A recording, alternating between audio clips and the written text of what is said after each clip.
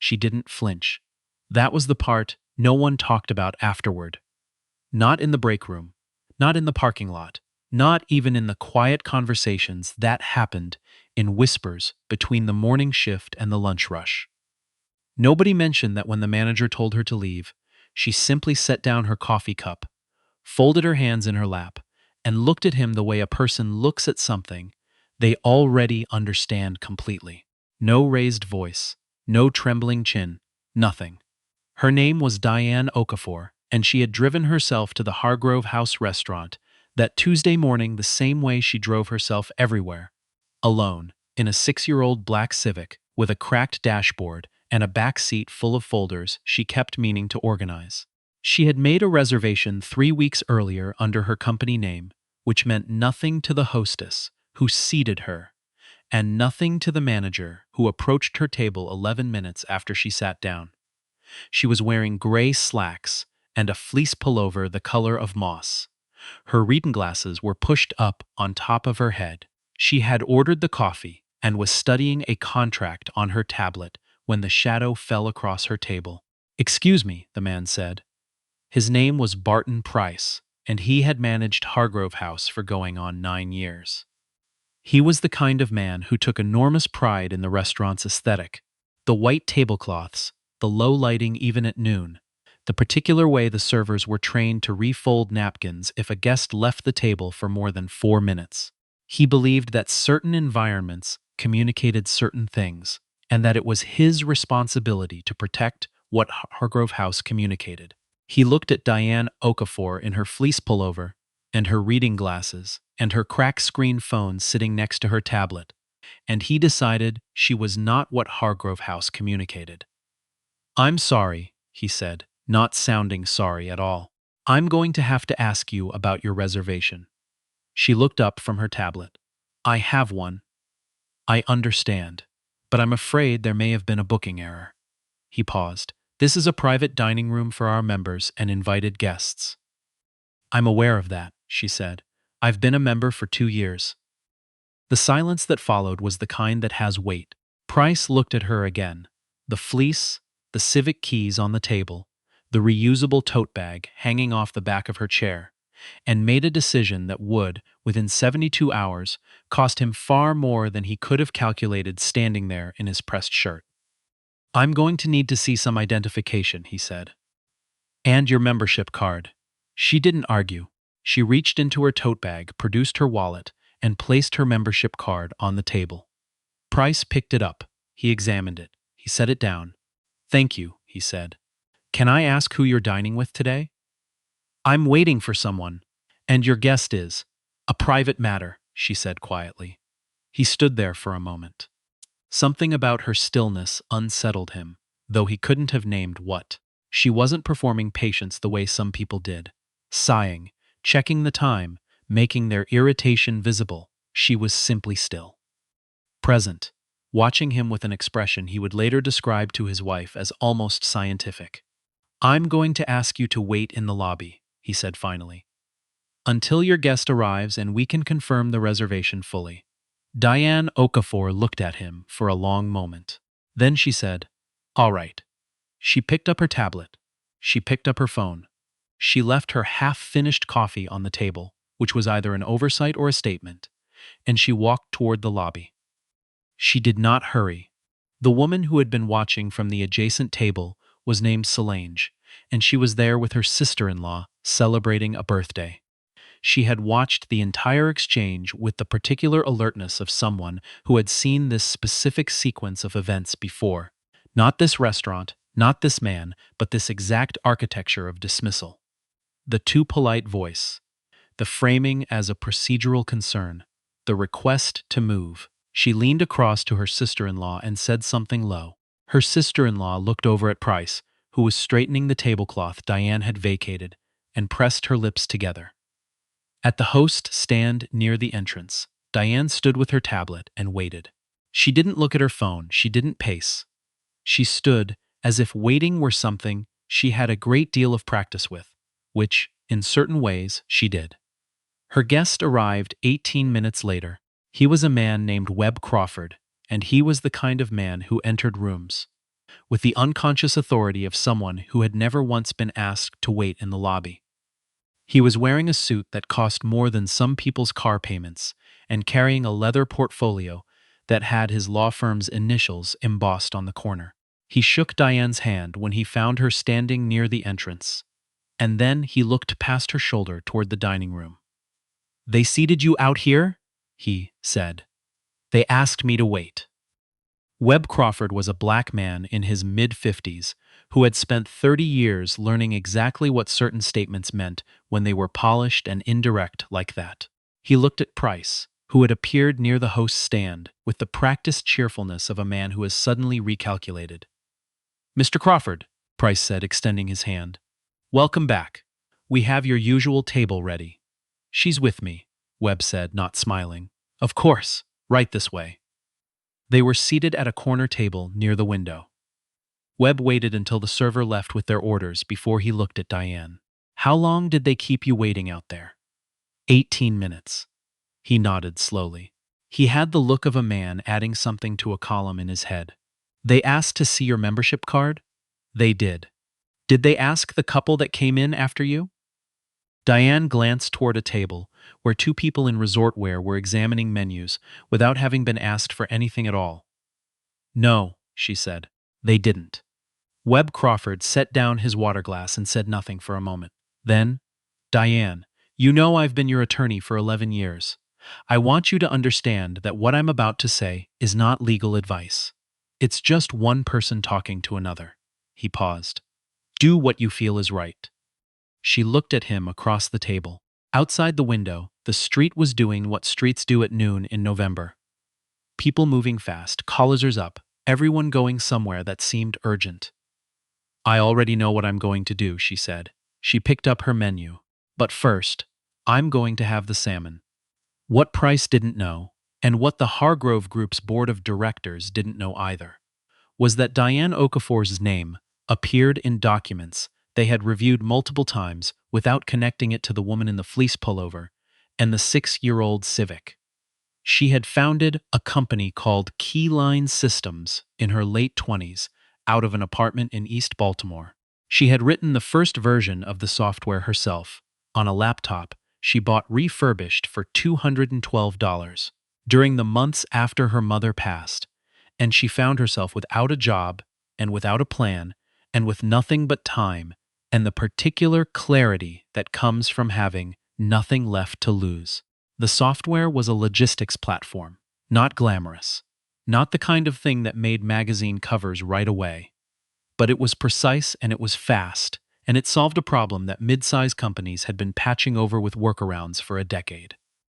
She licensed it to a trucking company in Georgia first, then a pharmaceutical distributor in Ohio, then, over the following 7 years, to 43 companies in 11 states.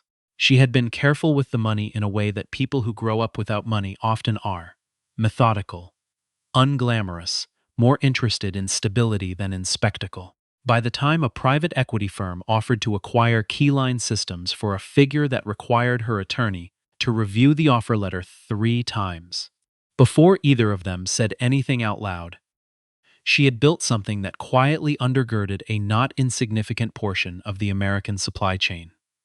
She sold a controlling stake. She retained enough to remain on the board. She took what she had made, and she kept building. She was, in the most precise and literal sense of the word, a billionaire. She did not look like the version of that word most people carried in their heads. She drove herself. She had a cleaning service that came every other Tuesday, but she still did her own laundry because the machine in her building was faster than the pickup schedule. She owned 3 properties and lived in the smallest one. She wore what was comfortable, and she left her hair natural, and she carried a reusable tote bag from a bookstore that had been closed for 4 years. The Hargrove Group, which operated Hargrove House and 11 other properties across the Mid-Atlantic, had been seeking investors for an expansion into 2 new markets. The deal was still in preliminary stages.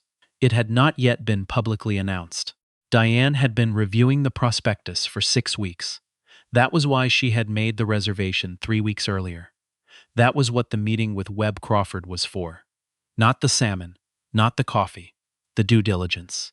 The server who came to clear their appetizer plates was a young woman named Taya, who had been working at Hargrove House for 14 months, and who had stood near the host stand during the earlier exchange and felt something tighten in her chest that she didn't have a word for.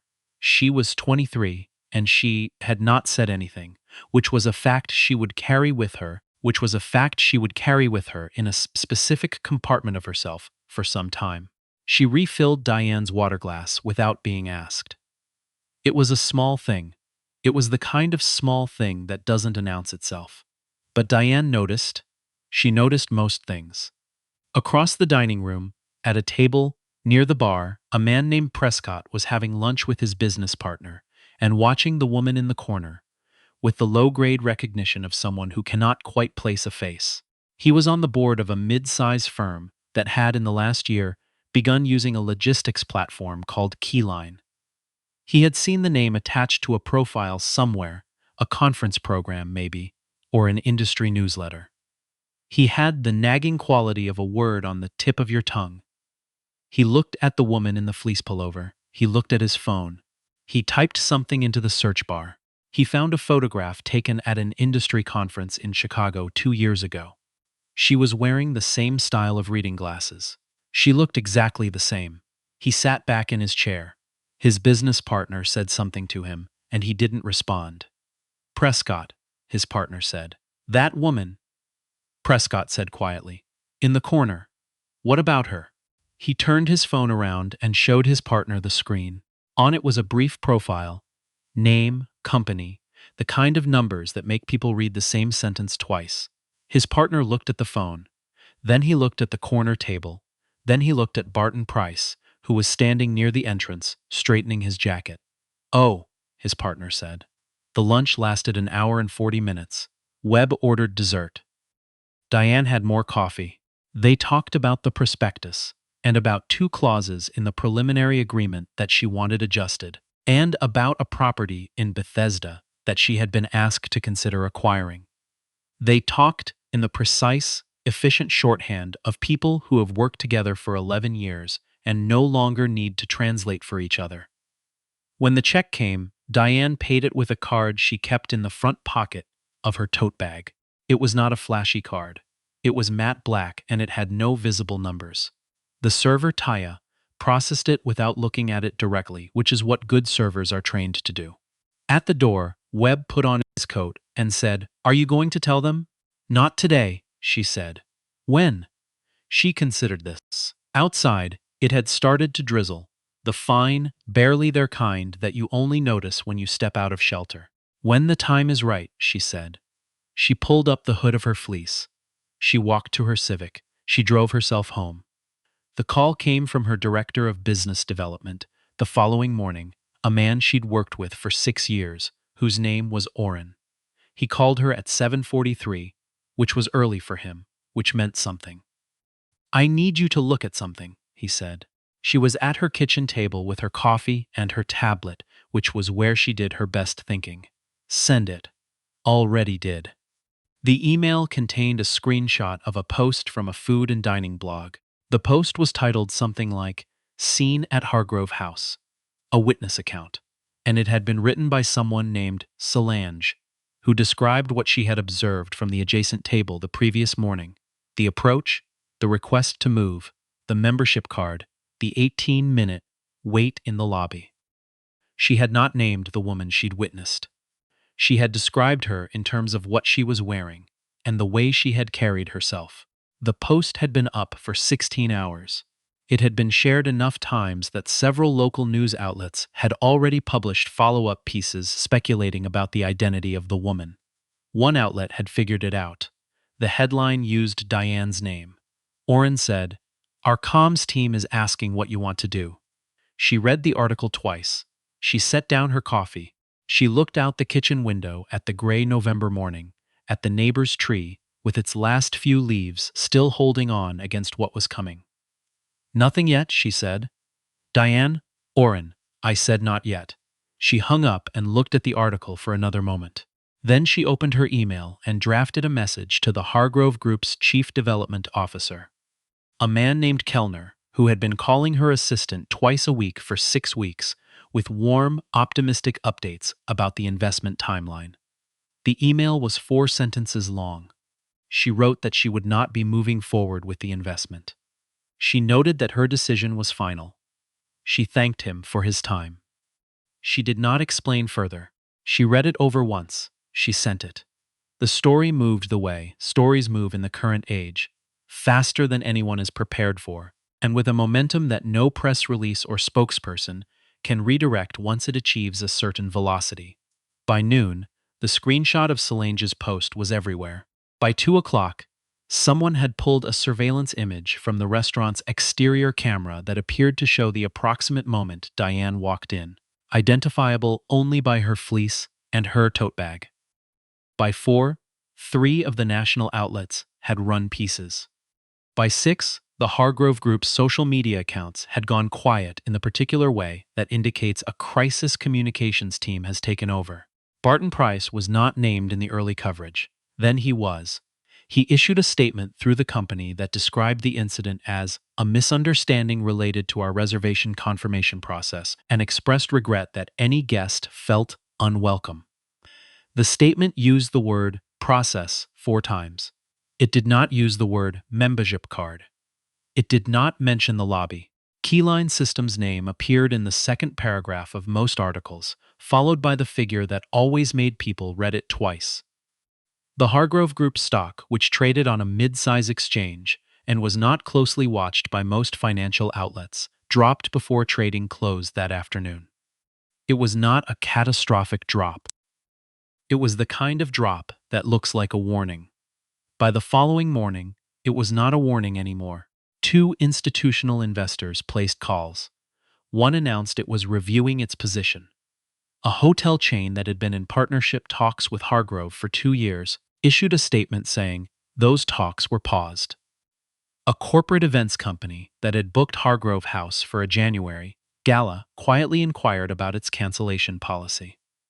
The Hargrove Group's board convened an emergency meeting. Kellner's name appeared in Diane's inbox with the subject line, "Please, can we speak?" She forwarded it to Webb without responding. Taya, the server, was interviewed by a digital outlet that covered local business stories. She spoke carefully and did not describe anything in detail, but confirmed that she had been present and that the situation had been uncomfortable to observe. The interview was shared widely. She became, briefly and unexpectedly, a person people wanted to hear from. Solange, who had written the original post, did not seem surprised by any of it. She had grown up watching the same script play out, and she had been waiting, she said in a follow-up interview, for someone to finally name what it was. On Thursday morning, 3 days after the lunch, Diane was invited to appear on a morning news program. She declined. On Friday, a journalist from a national publication emailed asking for comment. She did not respond. On Friday afternoon, she did something she almost never did in a professional context. She posted something publicly. It was not long, it was not emotional in the way that public statements often perform emotion.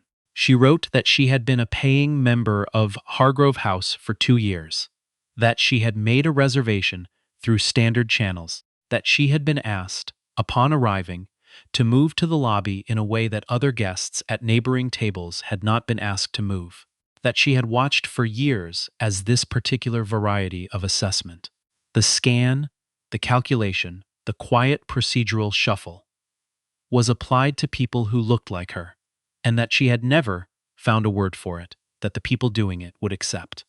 She wrote one more thing. She wrote, "The question people keep asking is whether I would have been treated differently if they had known who I was. And the answer to that question does not make me feel better. It makes me feel worse. Because the person sitting at that table was exactly the same person, whether or not the number in the bank account was there. And that woman deserved the same coffee and the same table and the same ordinary courtesy that is apparently reserved for people who look like they can afford to expect it." She posted it. She put her phone in her bag. She drove to her smallest property, which was a 2-bedroom house in a neighborhood in Baltimore, where she had grown up, and where her aunt still lived, and where she had written the first lines of the software that became Keyline Systems on a refurbished laptop she bought for $212. Her aunt was in the kitchen making something with sweet potatoes. She didn't ask about the news. She had seen it, but she had also seen her niece's face before, when things became large and complicated, and she knew that what was needed was not a conversation about it. She handed Diane a spoon and moved over to make room at the counter. They cooked together for an hour without saying much. The Hargrove Group issued a full apology on Saturday morning. It named Barton Price and announced that he had been placed on administrative leave pending an internal review. It acknowledged that their reservation confirmation process had been applied inconsistently and in ways that reflected bias. It stated that the company was commissioning an independent diversity and inclusion audit. It used different words this time. Fewer of them said process. Kellner appeared on a local news segment looking diminished. He described the incident as a failure of the company's values. He said, Hargrove House had always prided itself on welcoming all guests. He did not make eye contact with the camera in the way that men make when they are reading from something just off-screen. The investment Diane had been considering was valued at a figure that the outlets had by published times that it had become shorthand.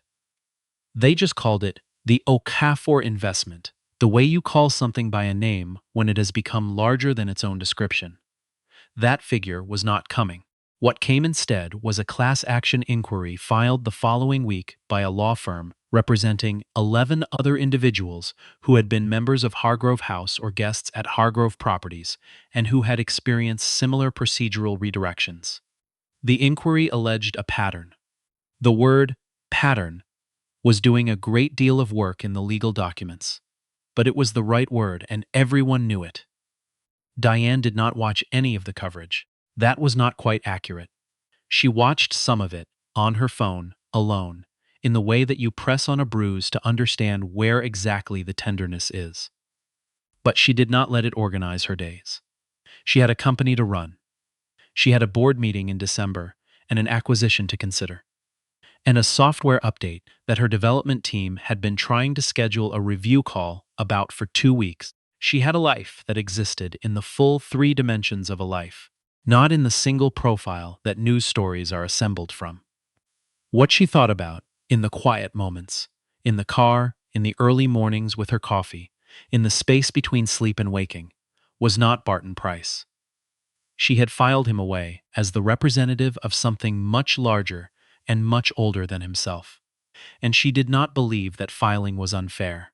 What she thought about was Taya, the young woman who had refilled her water glass without being asked, who had stood near the host stand and seen what happened and said nothing because she was 23 years old and she needed her job, and who had then carried that silence in a specific compartment of herself, and she stepped through it. She had her assistant reach out. She did not start to reach out. She did not offer Taya a job. She was not in the restaurant business, and she did not believe that justice operated as a simple transactional exchange where the right person ends up in the right position because a powerful woman felt grateful. That was a satisfying story, but it was not the story she was interested in telling. What she offered was a conversation. They met for coffee, not at Hargrove House, at a small place near the Inner Harbor that Diane had been going to for years. Taya came in her regular clothes, not her server uniform, and she looked younger in them and also more like herself. Diane asked her about her plans, about what she was studying, about what she wanted. Taya told her she was working on a degree in business administration part-time, that she wanted to open something of her own someday, a small place, nothing extravagant, that she had been trying to save enough to take a class she couldn't currently afford on restaurant management. Diane listened to all of it. She asked a few more questions. She finished her coffee. When they were putting on their coats, she told Taya the name of a foundation her company funded that offered microgrants to early-stage entrepreneurs in the hospitality industry. She told her the application deadline. She told her nothing else. "That's it?" Taya said. "That's it." Taya looked at her for a moment. Then she nodded, once, the way someone nods when they understand that the right thing is being done in the right-sized way. Thank you, she said. They went out separate doors into the November cold. In January, Diane sat in a conference room in a building in Midtown Manhattan and answered questions for 45 minutes from a journalist who was writing a profile for a business publication. The journalist was skilled and thorough and had clearly done her research. Near the end, she asked, "What do you think the lasting lesson from all of this is?" Diane considered the question. She thought about her mother's kitchen, and the apartment in East Baltimore, and the refurbished laptop, and $212, and all the rooms she had walked into since then, carrying all of that, without it being visible to anyone who hadn't thought to ask.